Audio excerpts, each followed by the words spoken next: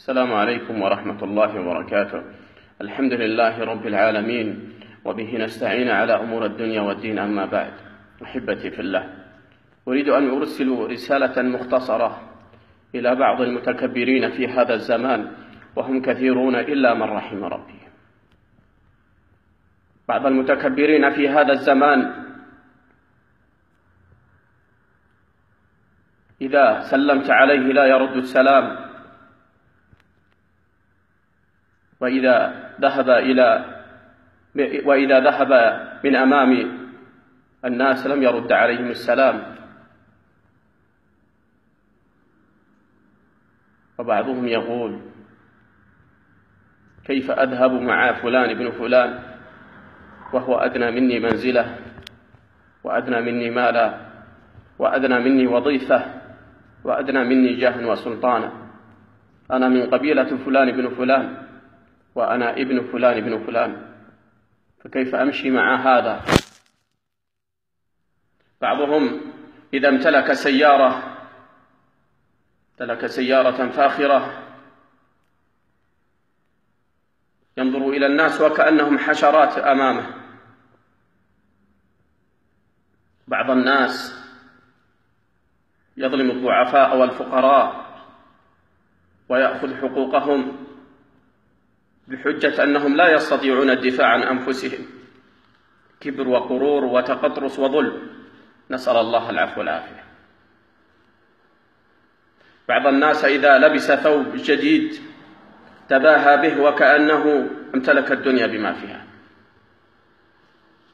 ابقى معي لحظة بارك الله فيك أيها المتكبر، وأعتذر لك فأنت جاهل، والله جاهل. الدنيا أيها المتكبر المتقطرس كلها لا تساوي عند الله جناح بعوضة. الدنيا بما فيها لا تساوي عند الله جناح بعوضة، ولو كانت تساوي عند الله جناح بعوضة ما ترك الكافر يشرب فيها شربة ماء. أنسيت حقيقتك؟ لقد خرجت من مجرى البول مرتين. أنسيت حقيقتك؟ أنت من نطفة مدرة وآخرتك جيفة قذرة. والله لو فتشت الآن في أمعاك لاستحيت أن تتكبر مرة أخرى. ألست عندما تدخل الحمام عزك الله وأجلك الله وأجل الله السامعين ألست جيفة قذرة؟ لماذا عندما تموت يضعون جسدك هذا الذي تتكبر فيه وتتقطرس فيه وتظلم الناس به، لماذا يدفنونه تحت التراب؟ لأن هذا الجسد لو بقى على وجه الأرض لكان أنتن وأقذر جيفة على وجه الأرض. هذه والله حقيقتي وحقيقتك، فلا تتكبر. راجع نفسك وحسب نفسك، فوالله إنك ضعيف. نعم والله، المال الذي بين يديك والجاه الذي بين يديك والسلطان الذي بين يديك والوظيفة التي رزقك الله إياها هي من الله، ابتلاك الله بها ليختبرك هل ستسخرها في طاعته أم في معصيته. فلا تظلم، لا تظلم. الله سبحانه وتعالى قال: إن أكرمكم عند الله أتقاكم. إن أكرمكم عند الله أتقاكم. تكفيك هذه الآية والله.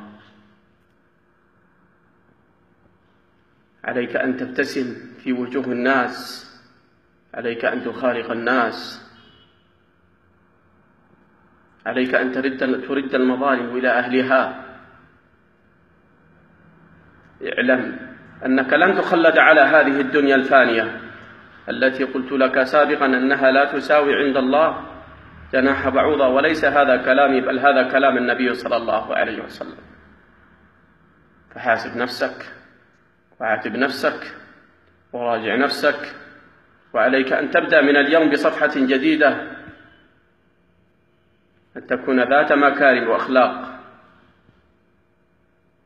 لكي تنال رضا الله سبحانه وتعالى على الدنيا وفي الآخرة. ولكن إن وجدت التقوى في قلبك فأكيد ستكون التقوى هي الحافزة لك على مكارم الأخلاق. أسأل الله تعالى ألا يجعل في قلوبنا مثقال ذرة من كبر، إنه ولي ذلك والقادر عليه. أسأل الله تعالى أن يرزقنا مكارم الأخلاق وأحسنها، فإنه لا يهدي لأحسنها إلا هو. أسأل الله تعالى أن يتوفانا وهو راض عنا، وأن يحسن ختامنا، إنه ولي ذلك والقادر عليه. السلام عليكم ورحمة الله وبركاته.